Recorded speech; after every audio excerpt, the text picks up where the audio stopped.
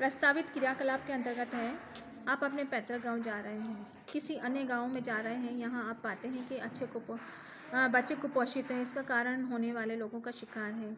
यदि आपको बच्चों के माता पिता से बात करने के लिए कहा जाएगा तो उसके बारे में बात करेंगे। बच्चों को रोगों से सुरक्षा करने के लिए पर्याप्त पोषण की भूमिका बताएंगे। छोटे बच्चों के लिए संतुलित भोजन की योजना बनाने के लिए कहेंगे। संचारी रोग और प्रतिरक्षण का महत्व बताएंगे। विद्यालय पूर्व वर्षों से दौरान प्रतिरक्षण कार्यक्रम के बारे में बताएंगे। अब इसमें से इसका क्या है, बच्चों के रोगों और सुरक्षा के बारे में पर्याप्त पोषण की भूमिका के बारे में हम उसको अवगत कराएंगे अगर वो बच्चा कुपोषित है तो। ठीक है। आपके पड़ोस की 2 वर्षीय बच्चा बार बार डायरिया से पीड़ित होता है, इसके बारे में आप बताइए। शिशुओं की पोषण संबंधी आवश्यकता, शिशुओं के विकास संबंधी स्तनपान का महत्व, अल्प लागत से पूरक पोषण स्थानीय रूप से उपलब्ध भोजन के बारे में निरीक्षण करेंगे। शिशुओं के पोषण संबंधी आवश्यकताएं। शिशुओं के पोषण संबंधी आवश्यकता माँ के दूध में संगठक है, उसके दिए गए अनुपूरक भोजन से पूरी कर लेते हैं। यदि माँ को अच्छी खुराक दी जाती है तो शिशु अच्छी तरह से बढ़ता हुआ फलता फूलता नजर आएगा। इसलिए माँ को प्रोटीन, कैल्शियम और लौह तत्व युक्त भोजन करना चाहिए तथा कुपोषण से बचने के लिए पर्याप्त मात्रा में दूध, सूप, फल और जूस का फल का सेवन करना चाहिए। शिशु के स्वास्थ्य का विकास के लिए अनन्य स्तनपान का महत्व। माँ के दूध नवजात शिशु के लिए प्राकृतिक उपहार है। शिशु के जन्म के तुरंत बाद स्तनपान कराना चाहिए। से 2-3 दिन पे दुग्ध स्रवन कोलोस्ट्रम स्ट्रॉम के नाम से पीले रंग का एक तरल पदार्थ उत्पन्न होता है। शिशु की इसके अवश्य पिलाना चाहिए क्योंकि यह प्रतिरक्षी तत्वों से भरपूर होता है और शिशु के संक्रमण से बचाता है। यदि शिशुओं की पोषण संबंधी आवश्यकताओं को पूरा करने के लिए पोषण की दृष्टि से अनुकूल होता है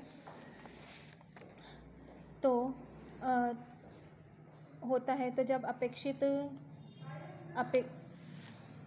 के अनुरूप उपलब्ध कराएंगे उसको भोजन। ठीक है।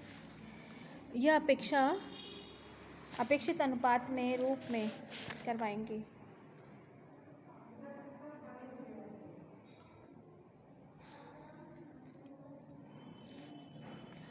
माँ का दूध अनुपात रूपों में सभी पोषक तत्वों से भरपूर होता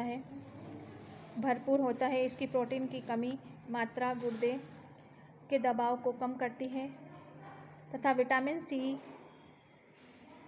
सी नष्ट नहीं होता है। माँ का दूध हर समय उचित तापमान में उपलब्ध रहता है।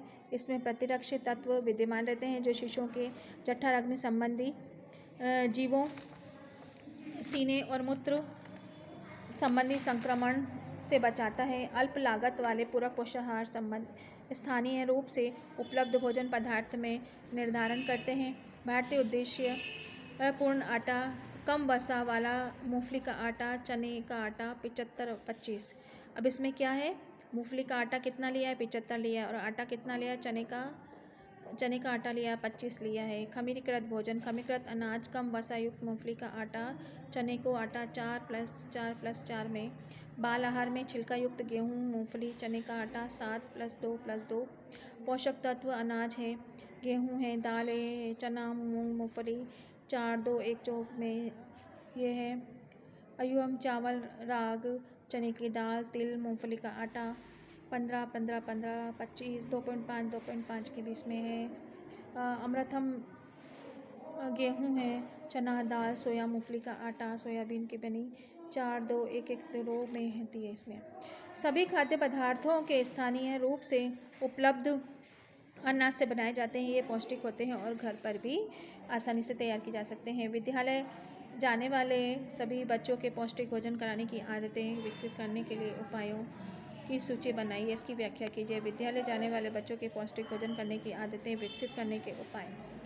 परिवार के साथ इकट्ठा भोजन करना, भोजन करने के सही समय पर सब परिवार का एक साथ इकट्ठा होता है। परिवार के साथ बैठकर सुखद आनंदमय वातावरण में भोजन करना तो बच्चों के लिए ज़रूरी होता है। संतुलित पौष्टिक भोजन भी प्राप्त होता है।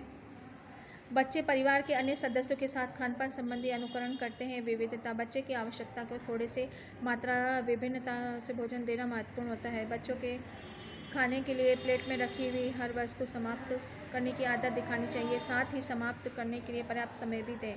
समय में नियमितता, भोजन में अल्पाहार देने के समय नियमित बचती जाने वाले बच्चों के विविधता, भूख लगने के व्यंजन सूची में नवीनता, बच्चे के पसंदीदा भोजन के साथ साथ व्यंजन सूची की नई नई चीज़ों ही रखें। भोजन की रुचि जागृत करने के लिए सख्त, मुलायम और रंगीन पदार्थों का मध्य संतुलन बनाए रखें। आसानी से पाए जाने वाले व्यंजन सभी सूची ऐसे व्यंजन रखें जिसमें आसानी से खाया जा सके।